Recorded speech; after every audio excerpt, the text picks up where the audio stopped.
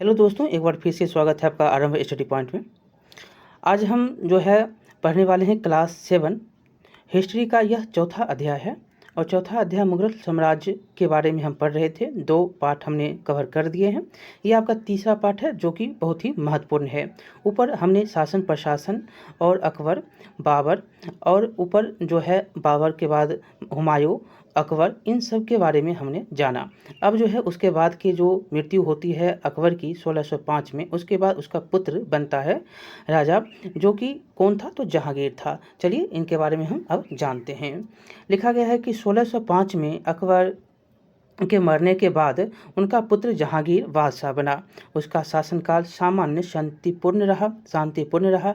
इस समय अधिक युद्ध नहीं हुआ, फिर भी उसने अपने पिता द्वारा जीते गए क्षेत्र पर नियंत्रण और प्रशासनिक व्यवस्था को बनाए रखा। मुगल का जो है यहाँ पर याद रखना है कि बंगाल पर मुगल सत्ता को इसने और मजबूत किया। जो मुगल पर जो है इसने और मुगल सत्ता को मजबूत किया। कौन? तो जहांगीर। मेवाड़ के राणा के साथ अस्थाई जो है शांति स्थापित की।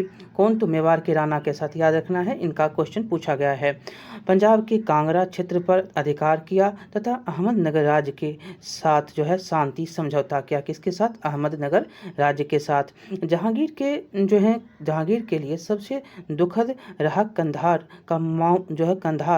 का मुगलों के हाथों से निकल जाना। यहाँ से बहुत बार क्वेश्चन पूछा गया है कि किसके समय में कंधार मुगल के हाथ से निकल गया? तो ये जहांगीर ही था।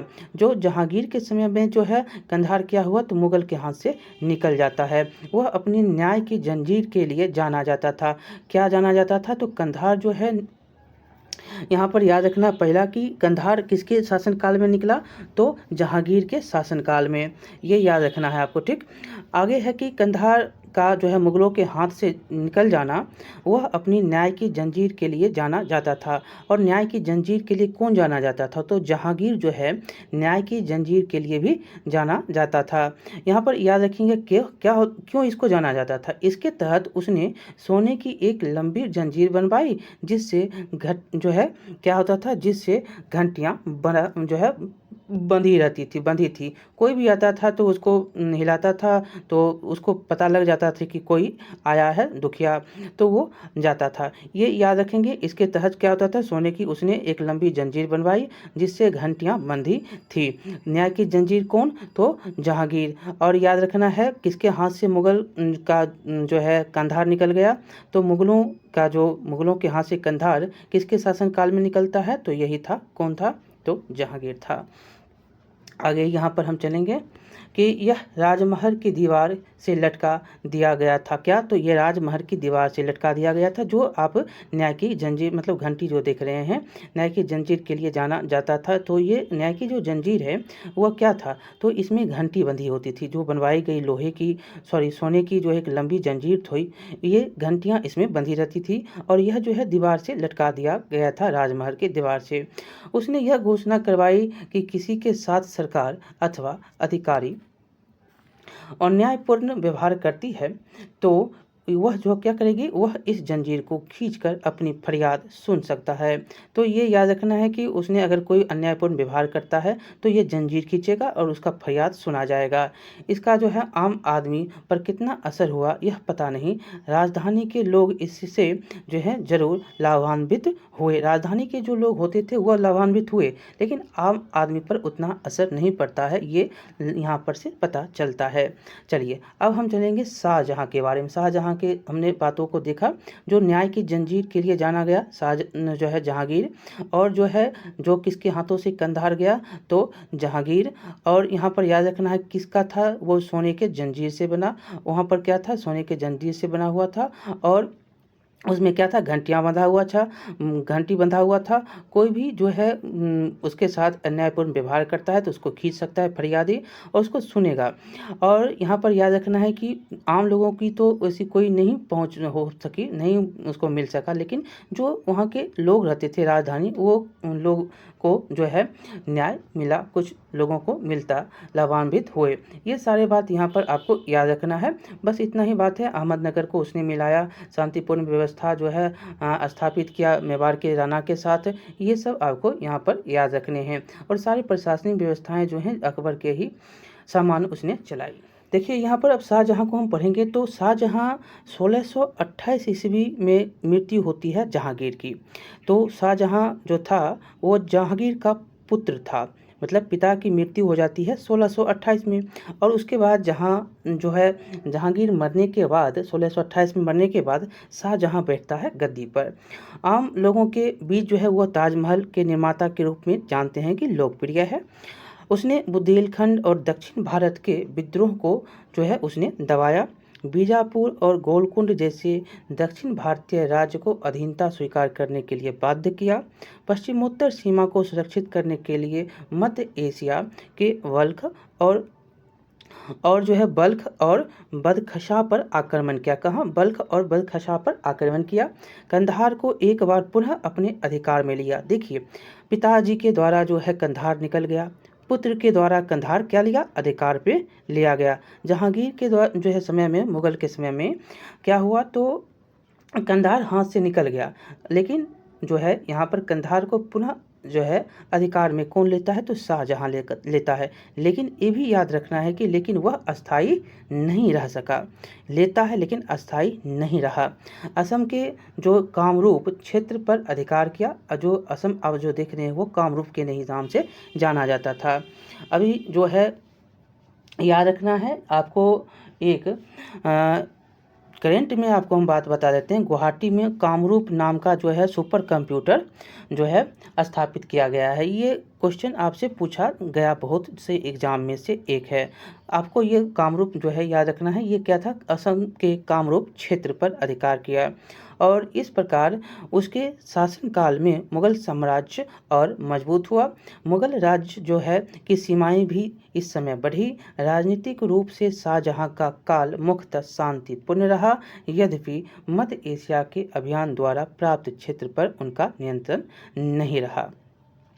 अब पढ़ेंगे औरंगजेब का काल। इसमें क्या है तो 1656 में बादशाह शाहजहाँ बुरी तरह बीमार पड़ गया।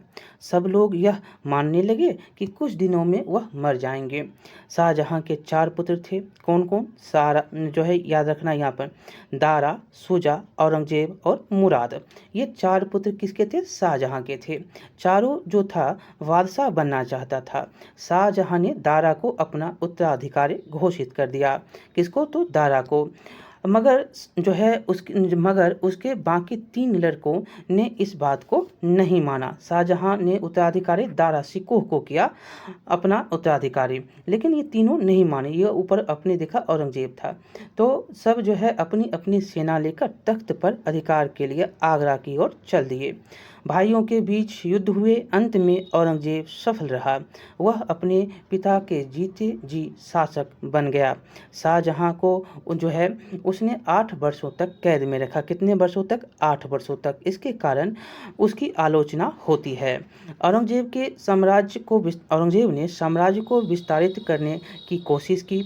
इसके समय 1663 ईस्वी में अहोम, जो कि अहोम राज्य मतलब असम को अपने अधीन में लिया। असम जो है अहोम के नाम से भी जाना जाता। तो 1663 में अहोम राज्य मतलब असम को अपने अधीन में लिया, लेकिन यह अस्थायी रहा। दक्षिण भारत के 2 महत्वपूर्ण राज्य जो कि बीजापुर और गोलकुंडा को 1686-87 में मुगल राज्य में उसने मिला लिया। क्वेश्चन जो है बहुत बार पूछा गया, बीजापुर और गोलकुंडा को कब मिलाया गया? 1686-87 में किसके द्वारा मिलाया गया? तो औरंगजेब के द्वारा मिलाया गया। ये क्वेश्चन आपको बहुत बार पूछा गया है।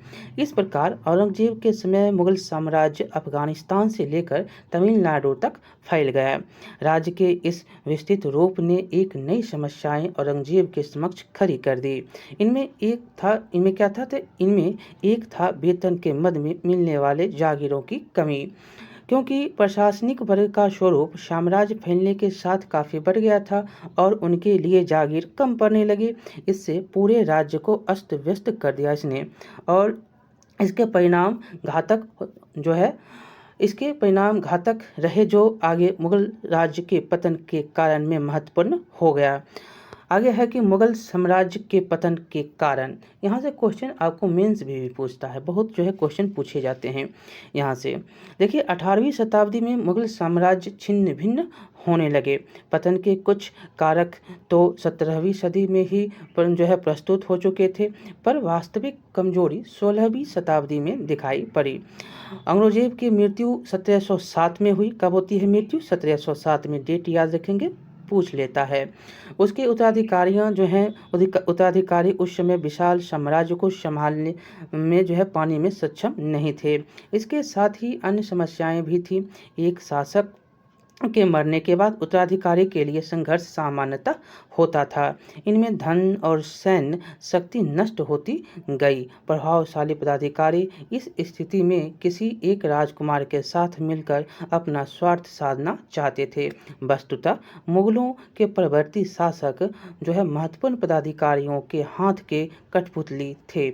इसके जो है संपूर्ण प्रशासन को गुटों में विभक्त कर दिया। शासकों के कमजोर होने पर महत्वपूर्ण प्रांतों के गवर्नर स्वतंत्र शासक के रूप में व्यवहार करने लगे। पतन जो है का एक मौलिक कारण आर्थिक कठिनाइयाँ थी और इस समय तक जो है 1707 के बाद ना तो पर्याप्त धन बचा था और ना ही जागीर जो अधिकारियों को दी जाती थी। जमींदार असंतुष्ट थे क्योंकि मनसबदार का उन पर कठोर नियंत्रण था। वे समझने लगे कि ये लोग आमदनी का बड़ा भाग स्वयं रख लेते हैं, अतः उनका मनसबदारों से संघर्ष हुआ। लगान की दर ऊंची होने के कारण किसान अधिकाधिक गरीब होते गए, अतः उन्होंने जमींदारों के साथ विद्रोह किया। चूंकि मुगलों का संघर्ष कई जगहों पर चल रहा था, अतः उन्हें धन की जरूरत थी जो प्राप्त नहीं हो पा रहा था। उससे क्या हुआ? आर्थिक संकट और भी अत्यधिक बढ़ गई। मुगल प्रशासन भी अक्षम होता जा रहा था। मनसबदारी प्रथा में अनेक परिवर्तन हो गए थे। उनकी संख्या अकबर के समय से 3 गुना बढ़ गई थी। आगे है, वे लगान वसूली का पूरा हिसाब राजा को नहीं देते थे। सैनिकों की संख्या भी उन्होंने घटा दी। उनका स्थानांतरण भी अब नहीं होने लगा, इसीलिए वे स्थानीय सरदारों के समान व्यवहार करने लगे। मनसबदारों की बढ़ती संख्या के जो है कारण उनको वेतन के रूप में मिलने वाली जागीर की कमी हो गई। उनमें जागीर प्राप्त करने की होड़ शुरू हो गई और जो है प्रत्येक अधिकारी इसी प्रयास में लगा रहता था कि उनकी जमीन उसे मिले। जागीर पर नियंत्रण अस्थायी था क्योंकि प्रशासन एक दूसरे के विरुद्ध षड्यंत्र कर जागीर की अदला बदली करवा देते। इसी प्रकार जागीर का यह जो है संकट संपूर्ण मुगल प्रशासन को छिन्न भिन्न कर दिया। मुगलों का जो है सैनिक क्षमता और शक्ति भी कमजोर हो गया था। जब जो है अब उच्च अधिकारियों की संख्या का अनुपात बहुत बढ़ गया था। सेना की निपुणता पहले जैसी नहीं रही। किसी समय मुगलों का तोपखाना विश्व में प्रसिद्ध था, लेकिन अन्य सेनाओं की तुलना में अब यह तकनीकी रूप में पिछड़ रहा था। बंदूकों और तोपों के उन नवीनतम नमूनों में मुगलों की जो है अब कोई रुचि नहीं रह गई थी जिनका प्रयोग संसार के अन्य देश कर रहे थे। सैनिकों को प्रशिक्षण देने के स्थान पर वे विदेशियों को अपनी तोपें को चलाने के लिए नियुक्त कर संतुष्ट हो जाते। इन्होंने नौसेना के विकास की और भी कोई ध्यान नहीं दिया। उनको जो है यूरोपीय देशों के आक्रमण की कोई आशंका नहीं थी। यूरोप में नवीन विज्ञान का विकास हो रहा था। वहाँ के विचारशील व्यक्ति नया ज्ञान प्राप्त करने के जो है नवीन अनुसंधान कर रहे थे। मुगलकालीन भारत इन नवीन खोजों की ओर पूर्णतः उदासीन रहा। अभिजात वर्ग के लोग और धनी व्यापारी विलासिता पूर्ण जीवन व्यतीत करने में ही रुचि लेते थे और इस विलासिता पूर्ण जीवन से 18वीं शताब्दी में देश का चारित्रिक और सामाजिक पतन हो गया। अभिजात कुल के लोग अपना समय आलस और शराब पीने में नष्ट कर देते थे। इसका पतन हम पढ़ रहे हैं मुगल का। ये लिखा गया है कि मुगल शासकों को समक्ष अपनी ही परेशानी एवं समस्या बहुत अधिक थी। तभी उन पर जो है उत्तर पश्चिम से भी हमले किए जाने लगे और इन आक्रमणों ने मुगलों की शक्ति समाप्त कर दी। पहला आक्रमण सन 1739 ईस्वी में ईरान के शासक नादिर शाह ने किया था। ये याद रखेंगे, नादिर शाह के द्वारा जो है कब आक्रमण किया जाता है और कहाँ का था। ये ईरान का था। 1739 ईस्वी में यह उत्तर पश्चिम से हमला करता है, मुगल की शक्ति को यह समाप्त करता है, दिल्ली की राजधानी को तहस नहस करता है और इसके सामने मुगल जो है सामने झुक गए। मुगल उसके सामने क्या होते हैं, झुक जाते हैं। उसने भारत से मनचाहा धन लूटा। समकालीन लेखकों ने लूट का विवरण देते हुए बताया कि नादिर शाह ने 60 लाख रुपये, हजारों सोने के सिक्के, 1 करोड़ रुपये के बर्तन, सोने के बर्तन, 50 करोड़ के हीरे जवाहरात और जो है इसमें शाहजहां द्वारा बनाए गए तख्त-ए-ताउस मतलब मयूर सिंहासन। पूछा भी जाता है कि मयूर सिंहासन किसके द्वारा लूटा गया, तो ये नादिर शाह था। कब लूटा गया, तो 1739 में। कहाँ का था, तो ईरान का था। ये जो है बहुत सारे सामान को लूटा, लेकिन आपको यहाँ पर याद रखना है 2 चीज़, जो कि तख्त-ए-ताउस जो कि मयूर सिंहासन, इसमें जो है कोहिनूर हीरा भी शामिल है, लूटा गया। और कोहिनूर हीरा और तख्त-ए-ताउस जिसको मयूर सिंहासन के नाम से भी आप जानते हैं, इसको लूटा गया था। किसके द्वारा, तो नादिर शाह के द्वारा। कहाँ का था, तो ईरान का था। और यह 1739 ईस्वी में पहला आक्रमण करता है और अपने साथ जो है बहुत सारे इतने सारे धन दौलत जो है लूट कर ले जाते हैं। इसमें से प्रमुख आपको याद रखना है जो कि तख्त-ए-ताउस जो कि शाहजहां का बनवाया हुआ था और जो है कोहिनूर हीरा ये लूटा। मयूर सिंहासन जो है बेशकीमती रत्नों से बना था। लूट का यह जो है विवरण भारत की संपन्नता को भी दर्शाता है। इतना जो है चीज़ लूट कर नादिर शाह ईरान ले गया। देखिए, नादिर शाह के बाद अफगान सरदार अहमद शाह अब्दाली ने भी कई बार आक्रमण किया। किसके बाद, तो नादिर शाह के बाद जो है अहमद शाह अब्दाली आक्रमण करता है। इसी के साथ जो है तीसरा पानीपत का लड़ाई होता है। इसी के साथ अहमद शाह अब्दाली और किसके साथ, मराठों के साथ। तो इसके बारे में देखेंगे तो ये क्या होता है, तो 1756 में लड़ाई होता है। नादिर शाह जो है के बाद अफगान शासक अब जो है अहमद शाह अब्दाली ने भी कई आक्रमण किया और इसने मुगलों के साथ जो है प्रमुख भारतीय शक्ति मराठों को भी कमज़ोर किया। इन आक्रमणों के बाद मुगल साम्राज्य दिल्ली के आसपास तक ही सीमित रह गई। जब अहमद शाह अब्दाली जो है आक्रमण करता है तो इसका जो है साम्राज्य दिल्ली तक ही सिमट कर रह जाता है। मुगल साम्राज्य की जो है की तहत 1857 ईस्वी तक बना रहा, लेकिन इनकी शक्ति जो है एक क्षेत्रीय राज्यों में विभक्त हो गई। जो कि 1857 तक क्यों बना रहा, तो 1857 का जब ये स्वतंत्रता जो है जिसको आप प्रथम स्वतंत्रता आंदोलन कहते हैं 1857 का, तो वहाँ आपको कौन मिलता है, तो जिसको रंगून भेज दिया ये कौन था, तो एक आपको यहाँ पर बहुत से उनका नाम है, लेकिन 1-2 नाम आपको याद रखना है। सबसे अंतिम मुगल का शासक कौन बना, ये आप बताइएगा। बहादुर शाह जफर, ये जो है इनको रंगून निर्वासित कर दिया गया था। ये याद रखेंगे, यहाँ से क्वेश्चन जो है इनके बारे में पूछा जाता है। ये उस समय 1857 के युद्ध में वो भाग लेते हैं, इसके कारण जो है इसको रंगून भेज दिया जाता है। और ये जो कि कहाँ है, म्यांमार बर्मा में। और यहाँ पर जो है ये भी याद रखना है कि उसी समय जो है ये ख़त्म हो जाता है। कौन, तो मुगल का साम्राज्य पूरा समाप्त हो जाता है। चलिए, इस तरह मुगल साम्राज्य का पतन हो गया। राजधानी दिल्ली जो है एक कमज़ोर नगर रह गया, परंतु उस संस्कृति और जीवन के उन तरीकों का जो मुगल साम्राज्य के वैभव और विलास के अंग थे का अंत नहीं हुआ। उसकी वैभवशाली परंपरा उसके अवशेष पर जो है पैदा हुई शक्तियों के पास पहुंच गई, जो 18वीं शताब्दी में उदित हुई थी।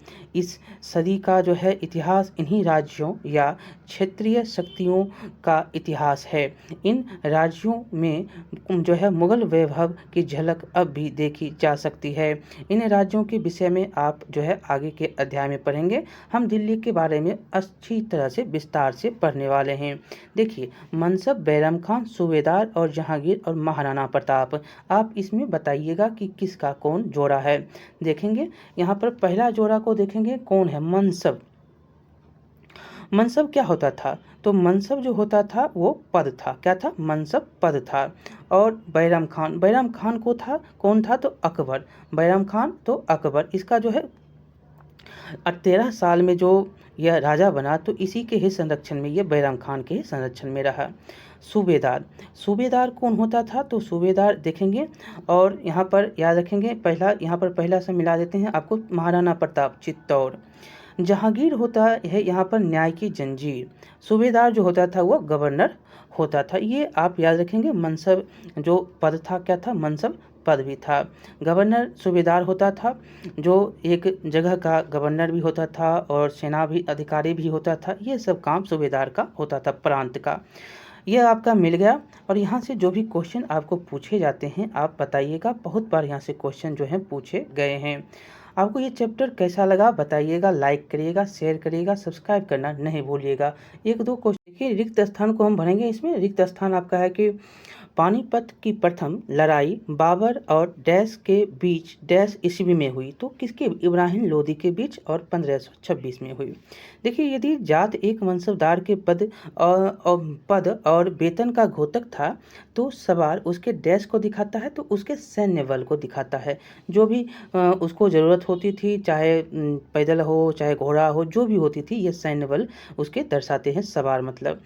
आगे शेर शाह ने डैश बड़ी संख्या में निर्माण करवाया, तो सराय का जो है निर्माण उसे बड़ी संख्या में करवाता है, जैसे कि मुगल सराय, दलसिंह सराय और बेगूसराय। ये सब जो है सराय इसी के द्वारा निर्माण किए गए, जो 8 किलोमीटर में होते थे, जो ठहरने के लिए बनाए गए थे। सरायों का निर्माण किया गया था, जो व्यापारी लोग होते थे उसके ठहरने के लिए, और जो है व्यापार होता था, आराम करने के विश्राम घर बनाए गए थे। अकबर का दरबारी कवि डैश था, तो कौन था? तो अबुल फजल था, जिसने डैश लिखी, तो अब जो है अकबर नामा लिखी। अकबर नामा 3 जो है भाग में लिखे गए। 3 भाग में एक भाग जो था वो क्या था? तो उनके पूर्वजों का कहानी है अकबर के, और एक भाग जो है जिसमें आईने अकबरी था। आईने अकबरी में जो है उनके शासन प्रशासन कार्य के जो है ब्यौरा मिलता है।